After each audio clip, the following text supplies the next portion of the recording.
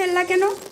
ওহ আচ্ছা, আমার এত সুন্দর চেহারা, সুন্দর সুবাস, আমার সুবাসে তো চারদিকে সুভাষিত। এইসব দেখে তোমার হিংসে হচ্ছে তাই না? না না, হিংসে কেন করব? তোমার সুবাসে তো আমিও সুবাসিত হই। হিংসে নয় তো কি? তোমার নিজের চেহারা দেখেছো? শরীরে কালো কালো দাগ, আর এত টক কেউ তো মুখেও নিবে না। এভাবে বলো না, রূপ যৌবন সবার আজীবন থাকে না।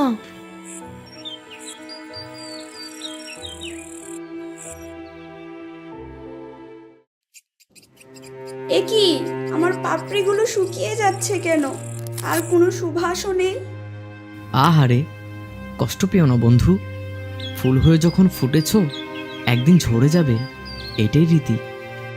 আমিও আম হয়ে জন্মেছি, একদিন পেকে যাব। কেউ খাবে, না হয় পচে যাব।